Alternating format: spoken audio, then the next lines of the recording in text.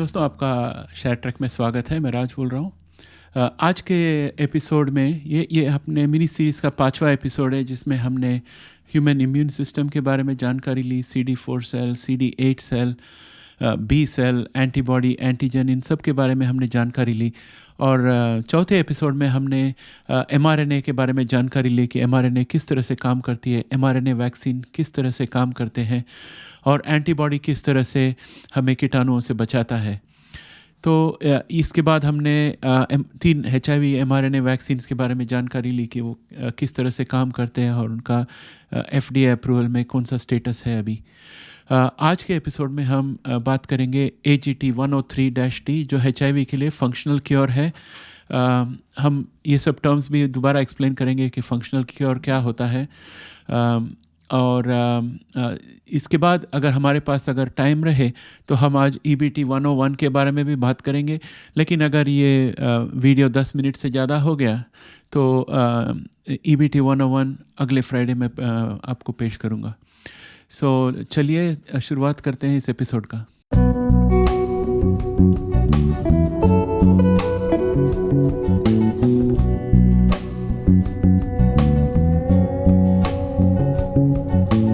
दोस्तों मैंने देखा है यूट्यूब स्टैटिस्टिक्स में कि लगभग हमारे जितने दर्शक हैं उनमें से सिर्फ 35% लोगों ने सब्सक्रिप्शन किया है चैनल से जुड़कर। बाकी जो 65% है उन्होंने सब्सक्राइब नहीं किया है। आपको शायद वीडियो अच्छा लगता है इसलिए आप वीडियो देखते हैं, तो सिर्फ सब्सक्राइब कर लीजिए, हमें भी फ़ायदा हो जाएगा, आपको कोई खर्चा नहीं है इसमें। मैं आग्रह करूँगा कि आप अभी के अभी चैनल को सब्सक्राइब कर लीजिए। उसकी वजह से इस चैनल को ज़्यादा ताकत मिलती है और हम अच्छे गेस्ट को बुला सकते हैं अपने साथ हर एक टॉपिक्स के बारे में बात करने के लिए। तो दोस्तों आज का टॉपिक है AGT103-T, जो अमेरिकन जीन टेक्नोलॉजी कंपनी की HIV के लिए फंक्शनल क्योर है। तो हम थोड़ा पिछले एपिसोड्स में हमने जो कुछ सीखा था एपिसोड 1, 2 और 3 में, उसके बारे में एक सारांश में मैं आपको दोबारा याद दिला दूं ताकि आपको इस AGT103-T के बारे में अच्छी तरह से समझ आ सके कि वो किस तरह से काम करता है। तो हमने पहले देखा था कि हमारे शरीर के अंदर CD4 T सेल्स होते हैं और मैक्रोफेजेस होते हैं और बी सेल्स होते हैं। तो जब शरीर के अंदर कोई कीटाणु आ जाता है तो मैक्रोफेज जो है वो उसे पहले पकड़कर खा लेता है और उसे हजम करने के बाद उसके अंदर जो एंटीजन होती है उस एंटीजन को मैक्रोफेज अपने शरीर में प्रस्तुत करता है। अगर आजू बाजू में कोई CD4 सेल रहा जिसके पास सही तरह के रिसेप्टर हो तो वो जाकर उस मैक्रोफेज से मिलके उस एंटीजन की परिचय लेता है। और एक बार वो उस एंटीजन की परिचय ले लेता है तो CD4 को समझ में आ जाता है कि जो कि मैक्रोफेज ने ये एंटीजन अपने को प्रस्तुत किया है, इसका मतलब है कि यह एंटीजन एक कीटाणु से आया हुआ है, तो इस कीटाणु का नाश करना चाहिए। इसलिए CD4 सेल जो है वो तुरंत 2 तरह के सेल्स बनाता। एक CD4 मेमोरी सेल बनाता जिसमें ये एंटीजन की याददाश्त आगे के लिए रहती है, और दूसरे CD4 हेल्पर सेल बनाता जिसका काम है कि बी सेल को ढूंढे जिसके पास इसी एंटीजन की पहचान हो। तो CD4 हेल्पर टी सेल जो है शरीर में घूमता रहता है एंटीजन की तलाश में, उस एंटीजन की तलाश में। और दूसरी तरफ एक बी सेल जो है जो पहली बार कीटाणु को मिलता है तो कीटाणु को हजम कर लेता है और उसका जो एंटीजन है वो बी सेल अपने शरीर में प्रस्तुत करता। जब CD4 हेल्पर सेल आ जाता है और उस बी सेल से मिलता है जिसके पास वही एंटीजन है, तो CD4 helper cell B cell को कहता है कि भाई ये सही है, इस एंटीजन को हमें कीटाणु की तरह पहचान लेना चाहिए, इसके लिए आप एंटीबॉडी बनाइए। तो तुरंत बी सेल जो है वो 2 तरह के सेल बनाता है। एक मेमोरी बी सेल बनाता है ताकि आगे चलकर काम आ सके इसी कीटाणु के विरुद्ध, और दूसरा वो बनाता है प्लाज्मा बी सेल। और प्लाज्मा बी सेल का काम है कि पूरे शरीर में घूमना और जहाँ वहाँ एंटीबॉडीज़ तैयार करना। एक बार एंटीबॉडी तैयार हो जाए तो जब कीटाणु शरीर में आती है तो एंटीबॉडी तुरंत कीटाणु को चिपक जाती है और या तो कीटाणु को अपने शरीर के अंदर घुसने से मना कर देती है, या तो मैक्रोफेज को बुला के कीटाणु का नाश कर देती है, वरना नहीं तो कॉम्प्लीमेंट्री सिस्टम प्रोटीन को बुलाकर कीटाणु का नाश कर देती है। इस तरह से हमारा इम्यून सिस्टम चलता है। अब अगर समझ लीजिए कि अगर CD4 T सेल जो है उसे अगर किसी ने हाईजैक कर लिया और उसे मैक्रोफेज के पास जाने नहीं दिया, उसे बी सेल के पास जाने नहीं दिया, उसे हेल्पर सेल बनाने नहीं दिया, उसे मेमोरी टी सेल बनाने नहीं दिया, तो हमारे शरीर में कोई इम्यून सिस्टम नहीं बचेगी। इसलिए CD4 सेल जो है शरीर के लिए बहुत महत्वपूर्ण है, ताकि हमारे इम्यून सिस्टम बनी रहे और हमारे शरीर में जो कीटाणु आती है उसका हम सामना कर सके। सो CD4 टी सेल जो है वो बहुत महत्वपूर्ण है। लेकिन HIV जो है वो CD4 टी सेल में ही रहता है। HIV कीटाणु एक बार हमारे शरीर में प्रवेश कर ले तो वो CD4 टी सेल के तलाश में रहता है, और जैसे ही उसे CD4 टी सेल मिल जाता तो वो CD4 टी सेल में CCR5 डोर हैंडल की तलाश करता। उसे CCR5 डोर हैंडल मिल जाए तो CCR5 के ज़रिए वो CD4 टी सेल को खोलकर अंदर घुस जाता। एक बार HIV CD4 टी सेल के अंदर पहुंच जाए तो वो दो काम करता है, एक तो खुद को वहीं पर स्थापित कर लेता है और दूसरा खुद की कॉपीज़ बनाकर CD4 टी सेल के बाहर भेज देता है, ताकि उसके कॉपीज़ जाकर दूसरे CD4 टी सेल पर हमला करें, और इस तरह से वो शरीर के हर एक टी सेल को CD4 टी सेल को कब्ज़ा करके उसे बेकार कर देता है। एक बार CD4 टी सेल बेकार हो जाए तो HIV जो है एड्स बन जाता है। एड्स यानी कि एक्वायर्ड इम्यून डेफिशिएंसी सिंड्रोम, जिसमें शरीर के अंदर कीटाणुओं का सामना करने की कोई ताकत नहीं होती, तो वो HIV का आखिरी स्टेज होता है। तो CD4 सेल को बचाना जो है ये बहुत इम्पॉर्टेंट है, और AGT 103-T थेरेपी जो है वो CD4 टी सेल को बचाने के ऊपर केंद्रित है। AGT 103-T थेरेपी जो है वो एक ऑटोलोगस थेरेपी कहलाता है।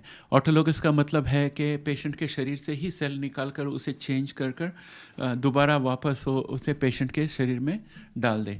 इसके अलावा दूसरा थेरेपी है जिसको एलोजेनिक थेरेपी कहते हैं, जिसमें बाहर से ही हेल्दी डोनर के पास से सेल लेके उसमें जो चेंज करना है करके पेशेंट के बॉडी में डालते हैं। तो AGT 103-T जो है वो ऑटोलोगस थेरेपी है।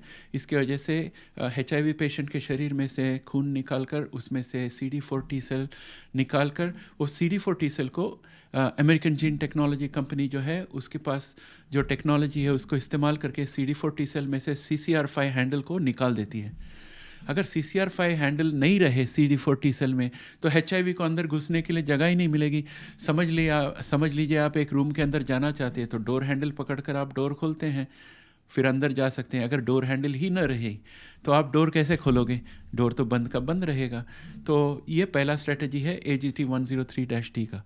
दूसरा उन्होंने ये भी किया है कि उन्होंने CD4 टी सेल को जब CCR5 निकाल दिया तो अंदर उन्होंने एक interrupting RNA, short interrupting RNA डाल दिया है।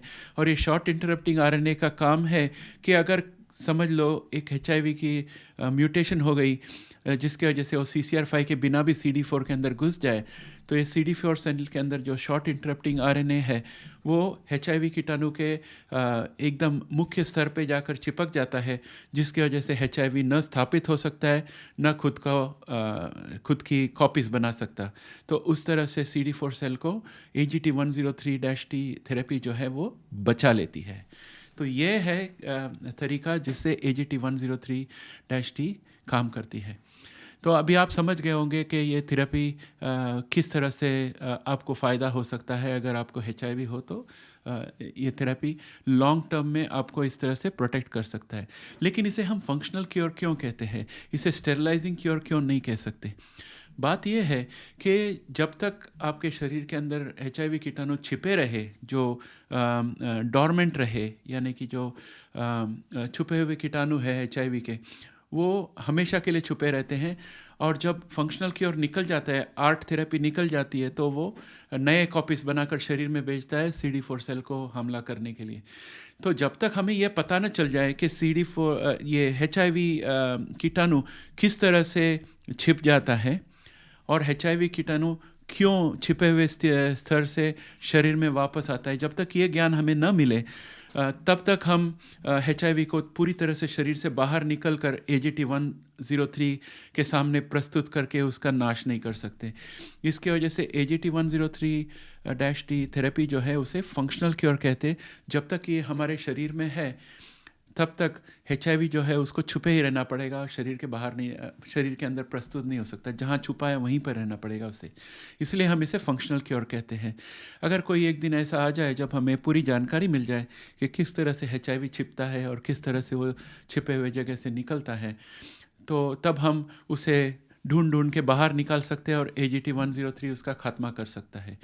अगर आप जानना चाहे कि हमें HIV वायरस के छिपने और बाहर निकलने का तरीका जो है उसके बारे में अब तक कितनी जानकारी है, तो इसके बारे में मैंने 2 वीडियोस बनाए हैं। एक वीडियो ये बनाया है कि HIV किस तरह से बॉडी में जाके छिप जाता है ताकि वो बच के रह सके, और दूसरी वीडियो मैंने बनाई है कि HIV किस तरह से छिपे हुए जगहों से बाहर निकलता है। अभी तक हमें इन दोनों घटनाओं के बारे में पूरी जानकारी नहीं है, लेकिन इन वीडियो में जितनी जानकारी है वो पेश कर दी गई है। मैं इस वीडियो के एंड स्क्रीन में दोनों वीडियो के लिंक्स डालूंगा, तो आप जाके वहाँ पर देख सकते हैं वो किस तरह से काम करते हैं। और मेरे ख्याल से मैंने HIV लैटेंट होता है उसके बारे में हिंदी में शायद नहीं किया हो। अगर आपको हिंदी में उसका वर्जन नहीं मिले तो आप मुझे बता देना, और मैं हो सके तो एक वीडियो बना दूंगा उसके बारे में।